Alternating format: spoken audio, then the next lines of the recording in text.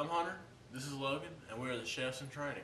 This is our new series called Safe Cooking, Simple as Fudge Cooking. Alright, we're going to be cooking Vichyssoise soup. It's a potato and leek soup. Now it sounds complicated, but it's actually really simple. Alright, all you really need is some leeks and some potatoes, equal parts, some 2 ounces of butter. Then you top it all off with chicken stock enough to cover it, or seasonings, and to finish it all off with some heavy cream. So let's get into this prep. Okay, so it took us around 10 minutes, more close to 9.5 minutes to get this prep done. It was really fast and simple to do. Start off with, we're going to cut up the leeks. We're going to want to take off the top part of the leeks because those are extremely tough and almost incapable of being eaten. You can throw those away or maybe save them and use them in chicken broth as a flavor additive to boil in them and then remove them afterwards. But if not, they're not really useful for much else, so you can toss those away. After that, you want to take off the roots of them, because you can't eat root, and cut them horizontally. You want to make sure there's no dirt in them, so you want to run them underneath some nice water, and then afterwards line them up and cut them nice and thinly so they can be sauteed very well. After that, you can move on to the potatoes. With this, you can just peel them, but we wanted it to be really fast, so we just cut them into nice cubes, get rid of the skin, and then cube them really small. Now, the most important thing with the potatoes is to keep them nice and uniform in the same size.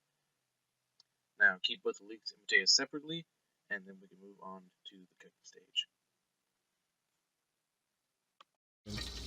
Alright, what's up guys? Now we got the prep done. We're going to saute or sweat these leeks in here real quick. Not for very long, just so we don't rat them. Once we get done with that, we're going to throw the potatoes in there with the chicken broth and let it simmer for about 45 minutes or until they're tender. It may take a little bit longer, it may take a little bit less. Most likely, it'll probably take less. It'll probably take 5, maybe 10 minutes at most to simmer these right here. You don't want them to get brown, but you want them to get a nice, almost like onions. You want them to get really translucent and wet. Yeah, just enough so so they're already cooked down a little bit. They'll take a lot longer to cook than the potatoes. Yeah, you can probably turn the eye up higher. Yeah, right there. Just going to shout out to Chef Wilson for giving us this great recipe. I'm just gonna give shout outs to everybody. Shout out to my mom. You know, she was there when I was born. Yeah, what about your dad? He wasn't. Oh yeah, I forgot. Dang. That's a bit awkward. Oh my gosh. But it's whatever, man. Yeah. So. Dang, everything's awkward. Okay, anyways. So yeah, after that we're going to add in the potatoes. These potatoes right here, bada boom. He cut them really small. So usually if you cut them bigger, it kind of just depends on how long you're going to simmer them. It depends on how big the cuts of potatoes here are. This could be around, you say 15-20 minutes. It's still, I think it's gonna be around 30 minutes for it to simmer. All right, we're gonna cut here. I'm gonna come back when it's time for us to throw all the ingredients together and really get them simmering. All right. All right, what's up, guys? All right, as you can see here, we've done got it sweated here for a couple minutes. Now it's time. Now it's time to throw in the potatoes and throw in our 24 ounces of chicken stock. Now we got chicken stock that's typically that's what's best used, but you can use chicken broth. It doesn't really alter it at all. The flavor stays the same. It's just chicken stock is a little bit more, rich and delicious. And now we're gonna add in the potatoes. A potato. All right. As you can see here, we need to bring it to a simmer. Just kind of show you what it looks like to get that simmer up. All right. And see, most people think that here Vichyssoise is like, wow, that's complicated. But as you can see here, look how simple that is. It literally is just, it consists of sauteing up some leeks, put some potatoes in once those leeks are sauteed and sweated, and let it simmer for like 40 minutes, and then you blend it up easy. One thing that I've learned while being a chef in training is that complicated names don't mean complicated things. It's just that people like to name things difficultly. So you can go ahead and prep this stuff up the day before. Throw that stuff in there. That's where Oh yeah. Well, but yeah, you can prep this stuff up day before, and when you're ready to cook it the next day, throw that stuff in there. I mean, even there's some cases, I recommend always cutting fresh vegetables, but sometimes you can find pre-cut vegetables and just throw it in there. But I recommend cutting them fresh. But that's just me. All right. When you're cooking for yourself, you might as well always use the best ingredients, you know? Yeah, honestly. But if you, we all live fast-paced life. I work all the time. I coach golf all the time. You know, especially, and I'm involved in church and stuff like that. And sometimes I don't even have time to get home. But hey, sometimes you can just prep the day before, and then it's still just as fresh. Because you can hold these in a bowl with a little cover on it, and you're fine. Leave those potatoes in some water, let them so they don't brown. Perfect. And you're going to see that this Vichyssoise is actually supposed to be a cold soup, but we found out that it's actually very delicious just eating it hot and warm. And that's just mostly because everyone likes a nice warm soup. Okay, it should be coming to a simmer here soon. If not, we're going to cut it because, as you know, a wash pot never boils. In this case, it never simmers if we're sitting here watching it. But what we will do when the finished product comes up, we will show you it's simmering so you can get an idea of what simmering looks like. Because a lot of people confuse a boil with a simmering, and you can overcook things you can cook them way too fast and overcook them. So we're just going to cut it right here. We'll get back to it when we have the finished product on us. All right. See you guys in a bit. Got the sink. All right. How is it going, guys? So right here is the simmer you want. It's just a low broil right there. You don't want to be really high or else you're going to cook it extremely fast and can sometimes damage the food itself. So you want the potatoes to be tender, and as you see, as I push against it right there, it just crushes underneath the weight of that fork, which is exactly what we want right there. You have to literally simmer down a lot right there. We let it simmer a bit more than usual. It's just going to be a bit more thicker, but I kind of like it that way as well.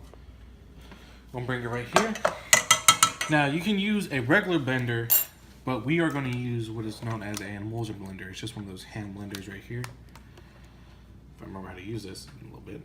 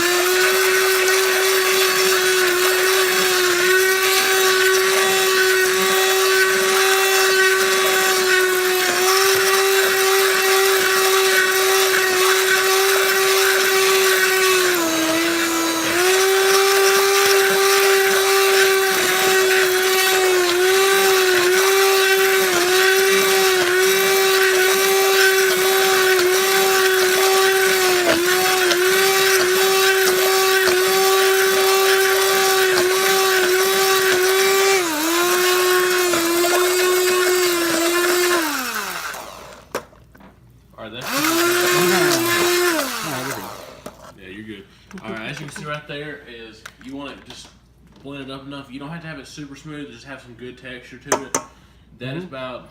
Yeah. The reason I use this is because now you just have to take this apart and then that's all you have to wash. You don't have to wash the entire blender. Just do this. But you feel free whatever you want to use. All right. So we're gonna start off with one key thing that we are using. You can use. I'm pretty confident you can use black pepper if you want to. Now black pepper isn't dry, but what we enjoy using is white pepper. It gives a very different taste, mouthfeel to it as well. You're gonna feel it more in the back of your throat. It's a little bit more expensive than say black pepper, but there's a lot of good things you can do with it. Like say if you put some white pepper and some mashed potatoes, it really sets it off. And not only that, but white pepper is a lot stronger than black pepper, so do be careful when you use it at the very beginning if you've never Logan, used it you before. go ahead with that. Right. I'm gonna get the salt. I'm gonna put a pinch of salt in here as you do that. I've already washed my hands, so it's very important. You don't want a lot, maybe just close to probably about a teaspoon. A little more salt. That's about a teaspoon and a half. Alright, is that enough salt? I'll put about 2 pinches of salt in there. A little bit more, Come on, you're gonna be a little bit lenient with this. Now, depending on if you're sensitive to salt or not, really, this is all to taste. Yeah, here. to taste, whatever you prefer. Now, we don't have them. Let's say you can chop up some chives, some little green onions. And that would give a nice little topping to it. When we add this heavy cream right here, it's gonna add a creaminess to it as well. Creaminess is gonna be a little wider. How's that taste? Oh yeah. Now, me and Logan prefer it warm. But this is technically supposed to be a cold soup. Now, remember, when you make a soup cold, as you're serving it cold, it's gonna lose some of its seasoning. You might want to add a little bit more salt and white pepper to it, so you still have that flavor. Now we're serving it hot, so what we're tasting right now is gonna be fine. But when we cool this down, we can taste it and eat it, and it just not have hardly any flavor. I thought salt becomes when it's cold, you don't sense it up. You're not able to sense it as much because your tongue's cold. So all right. Let's see. We get a taste test right there. It's perfect. So for this serving right here, that was about a teaspoon and a half of white pepper. But as we did say, that's all to taste. Leave some for your dad, man. Yeah, I got you. So this is a small appetizer. That's probably about 3 servings if you evenly spread it out there. We're gonna put the actual full-on recipe in the description. All right, Logan, I want you to handle with this heavy whipping cream right here. You don't want to eat a lot. Just give yourself. Now, are you gonna leave it on top, or are you gonna stir it in? 'Cause you can stir it in, and it does just as much. Well, you can stir it in as much as you want. I think it was about a half of a cup. Yeah, go ahead and stir mine in. So, you just stir that in there. As you can see, it kind of changes that color a little bit. Now, if you ever worked as a barista before, you could probably make something nice and beautiful with this heavy cream on the top. But I am terrible at this kind of thing, so we're trying to keep it as simple as we can for y'all. All right. Okay, so there we go. That was the first episode of Safe Cooking, Simple as Fudge Cooking. We'll have another video out for y'all as soon as we can. This is mine. All right. Remember to like and subscribe, and thank y'all for watching.